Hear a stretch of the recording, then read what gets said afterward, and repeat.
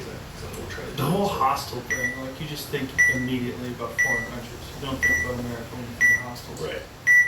But it's, we took it and kind of turned it on its head. And at one point, we were doing very well because I think it was a nicer option. It wasn't a cot and you paid for a blanket for $1 at that time. It wasn't for economic purposes. It was really for the Social purpose? social purposes. The idea that you're traveling by yourself in a city you don't know, and it's possible that you'll end up, staying over with some really interesting people. Some people were also traveling by themselves and had nothing to do. So there's a bar right outside it. So the hostel was also a bar. We'd have a DJ on Friday night, so you just go, hey, you can go grab a drink kind of thing. It's kind of a forced interaction that I think if you're traveling, especially if you're traveling, it helps kind of lubricate that trip rather than forcing you to go out to a bar and walk into it. That kind of stuff. So like when you come up with an idea like that, like how does that ever go from the meeting to fruition? Because that seems like to get other people on board with that. So this one I actually joined on as partner after,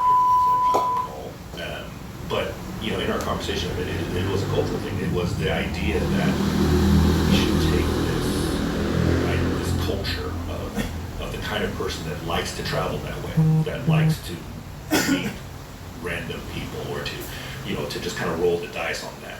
There is true. I mean, it's a couple people for whatever reason.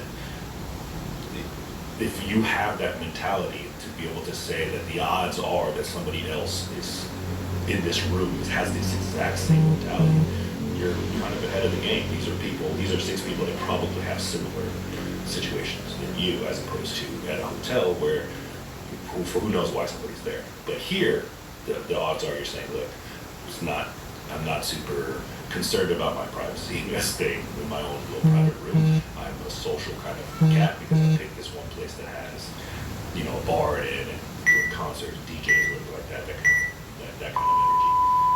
I'm also looking to, experience Austin in this kind of way, which they on the east side, like a lot of little check boxes that check off to say that this is a kind of person that I am. So, especially the east side, right? Yeah, and the east side is filled with like very odd characters. Yeah, it's a watering. It's like an oasis that I described it as. Like it's an oasis of where you see a rhino and a zebra, and they're all just there. There's no reason why we're all there. We just happen to gather there. But that was the kind of concept, was saying that all right, we like that aspect of the culture, but we also don't like the idea that this is a place where you're trying to somebody save money. So you're going for a $19 bed. So you try to save money while you're backpacking through Europe. That kind of experience is a totally different need for a hostel, as opposed to this one. It just says, we're paying $40 a bed, $50 a bed, but there's 4 beds, 6 beds in that room. But if you, let's say a lot of people were groups of 4 that would rent a room with 4 beds in it, and you're getting a downtown hotel for $160, and it's on the east side right there, as opposed to $400 at the Four Seasons or something. Well, if you have a group of people and you travel together and you can all rent the room together, it's a great deal. Do that too. Yeah. So, but it was fun. It was great. It started to come to its own and really. Well, one of the things I liked about doing Stubbs when we were doing shows there was you would always come by with all kinds of different food from different restaurants. Right. You really celebrate all the local places and establishments, and it seemed like you would really take pride in bringing us like these burgers from this one local spot, or pizza from another local spot, or that kind of stuff. Yeah, that's how it got started. I mean, I met Dave years ago. Got introduced to him through Queston, who's a friend of mine, who's also a foodie. That's how we met through food as well. And I just remember he was coming here, and no shade on corporate type restaurants, but it was like one of the conversations we have, especially for people who are on tour. It's like a lot of times that kind of experience is comforting. Like it's like, but people eat McDonald's on the road because it always tastes exactly the same or whatever it is. But at the same time, like if you had somebody to just guide you through whatever city you're in, like why wouldn't you? Like why would you go to Philly and not have a Tony Luke's or something like that? Why would you? What's Tony Luke's? It's a cheesesteak spot, or Max's, or anything. Any of the local cheesesteak spots that are dope. Like when I go there and I ask somebody who lives in Philly, they'll definitely say, don't go to Pat's and Geno's, whatever it is, because it's a tourist trap, whatever it is. Right. And so it's like the same thing. It's like, so I was telling them, they would sit there and say, where should we go eat? And then find out that they ended up going to, like one of the nights was Shake Shack. Shake Shack's great. I like Shake Shack burgers, but it's like we have local burger spots that are dope that would love to have a chance to serve and expand their audience and have to experience their food. What's the best local burger spot? And if you don't say Golden Tiger, I'll lose respect. Yeah, Golden Tiger. I brought Golden Tiger to y'all. Did you? Yeah, I did. And then I also brought. I found out about it from Philip. Philip from Sushi Bar ATS. Yeah, Philip Lee. Yeah. Yeah, he's the shit.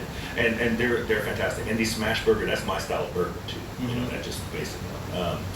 The other ones that I was doing is Bad Larry's. Bad Larry's. Yeah, they do. It's a pop-up spot. They own a couple bars, and then they do this thing I think it's once a week. How do you find them? They're on social media. Okay. I'll connect you. And then, but yeah, they just do a pop-up, and then you have to pre-order. It's a burger club. Yeah, it's a burger club. Oh, a burger club.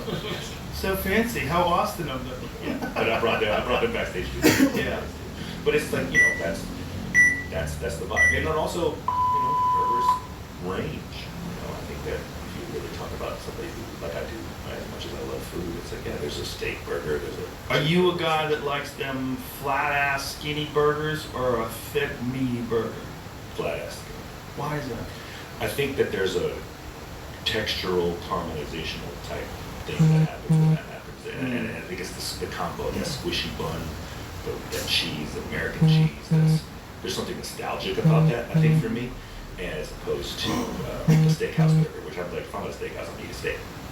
Yeah, I'm not eating a steakhouse burger at a steakhouse, but I do like a fat burger, a fat, juicy one. Yeah. It's also harder to do.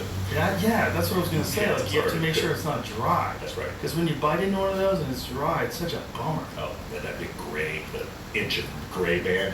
Dude, Yeah. I used to get at Fuddruckers. You know Fuddruckers? Hell yeah. They don't have those out here, do they? There's one. Is there? There's one left. But they have ostrich burger.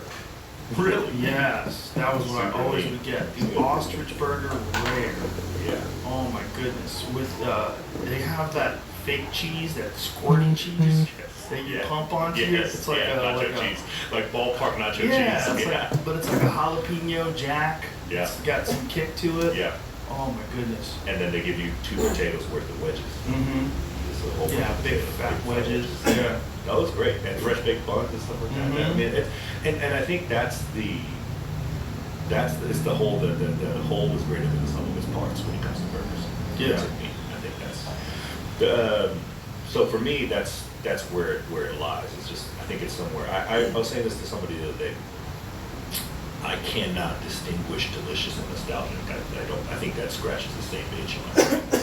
Like when someone talks to me something, it's like, do I really like it? And like, Give me an example. Give me an example. A bologna sandwich on white bread, With mayonnaise? yeah, with mayonnaise and It's delicious. delicious. Is it delicious? Yes. Or is it because we grew up eating it and it really kind of gets you there? No, it's fucking good. Yeah. Well, hey, I mean, Don't you think? I think it's delicious, but I really think it comes from that weird stuff about it is good. I like how it sticks to the roof of your mouth. Yeah. That gumminess to it. Right. Or I like that. Bread. Yeah, and we're not allowed to eat white bread now. Like I Right. think that someone would pop out of the closet and say, "What are you doing eating white bread?" Well, it's Like, you don't barely expect- bread. Yeah, it's sugar, right? Yeah. It's like it's solid. It's a sugar. pastry.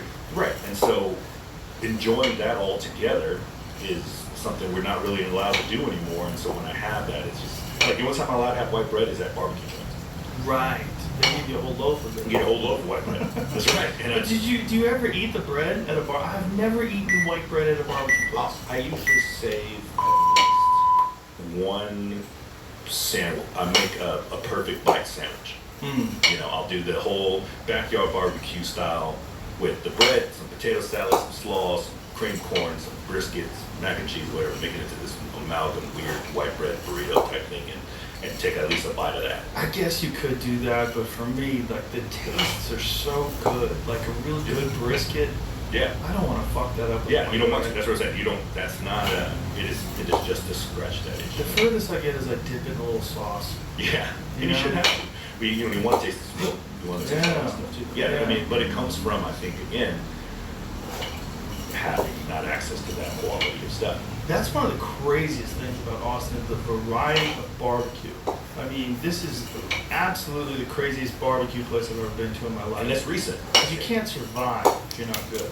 Yeah, and I think and when people ask me about Texas barbecue, I'm like, it's the Olympics. Meaning, between first and last place of like the 100-yard dash, I mean, the last guy is still pretty fucking fast.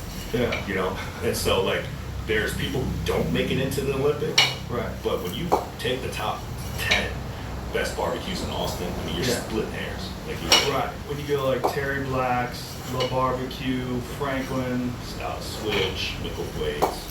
there's so many good ones. Exactly. And so, Like this place is so spoiled. yeah. And then you start to gauge really off the sides. Like, I think that's, to me, it's kind of like, do I feel like Who's got the best sides? it's, depends on each one. Like, if you have, barbecue's like, got a- incredible mac and cheese. I really Oh. love that. But if you have like Switch an has- open, like if you have an open day and you have a thing for barbecue, do you have a direction you lean at? I lean towards also some convenience. I love Aaron. And he's a great guy, but I don't want to call them favors. Like, it's just not fair. It's That line is It's preposterous. preposterous. And so, to me, it's like, all right, well, then Terry Black's is the only one that opens through, because they don't sell out.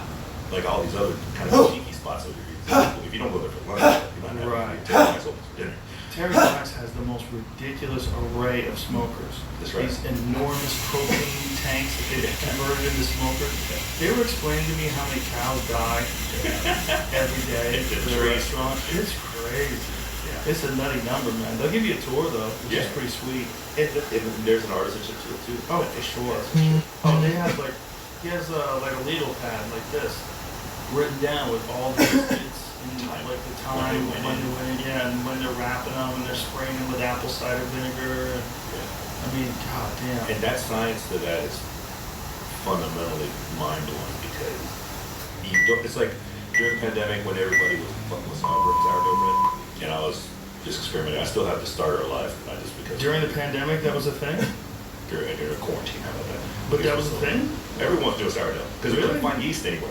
So people were starting to fuck around sourdough. And then for me at least, especially anybody who has any sort of desire for vegetarian type stuff, I was trying to do stuff that took, if it took normally 30 minutes, I tried to make it take 8 hours. Like it was, like for instance, I made a sandwich, I made a BLT sandwich where I cured my own bacon. I grew lettuce and How do you tomatoes. cure bacon? What do you have to do?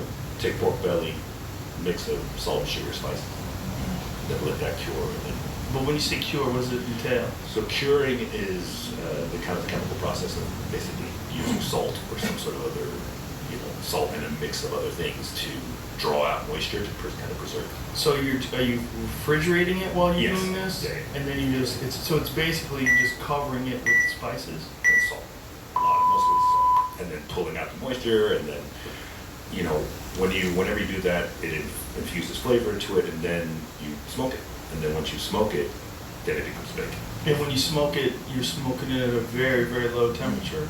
Relatively. What are you doing? You don't have to. For me, I don't know, but it was 225 degrees. Oh, really? Yeah. Because all I had was I didn't have a Traeger or anything like that, so I was just using a probe thermometer trying to make sure that it didn't go. So you said a regular offset smoker? Yeah, offset smoker. And so for me, that whole thing, try to make the bread, made my own mayonnaise, made real made butter from cream. Jesus. And made, Are you out there doing that thing? Like the No, butter? you can actually make real butter from cream with a stand mixer, with the food processor. You can make your own Oh, butter. that's just cheating. It is a little bit. Something but just first to, like, yeah. churn. Okay, I got you. Let's Next get one. after it. I have to build my own churn. Fuck all that.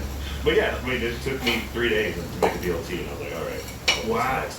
But it was to the point where I was like, all right, this recipe needs chicken stock. Let me make chicken stock from scratch. Because you were just bored. Well, it was unprecedented amount of free time. Unprecedented, especially for someone in the business that works. That's the thing about brisket, right? Like smoked brisket is impossible to do quickly. That's right. It's one of the beautiful things about it. That's right. Any shortcuts exponentially reduce. I was watching a video the other day online where they were using a pellet grill. They did an oven, a pellet grill, and an offset smoker. and they were trying to figure out what's the best way, and they said, like with blind taste tests, everyone said offset smoker. Yeah, Every time they tested it, like people were like, this one's better. yeah, just because of the way that the smoke has to cool down, Mhm. there's some science behind that. Yeah. And, but that was it, we're saying that, what I was going with is saying, with that time, you don't know you messed up until Until it's a day later, Right. you know, half a day. So those type of cooking experiences, I don't even understand how people, how Originally you got get good there. at that. Right. Right, because I remember I opened up a sushi bar years ago, and when we were doing taste testing for the rice, and what the chef was, cook a batch of rice with some kombu and a little this and a little that, and that, but every batch took an hour or so, and the batch that come up, we had to let it cool, we had to cut the vinegar in there, and then taste it and go, nah, that's too sweet. So we had to start our process over. So to taste 4 batches of rice took us 7 hours, whatever it was. Just waiting for the rice to get done. And so it's like these type of things, like this really a lesson in patience. That's the thing. It's like you're trying to do brisket until the next morning.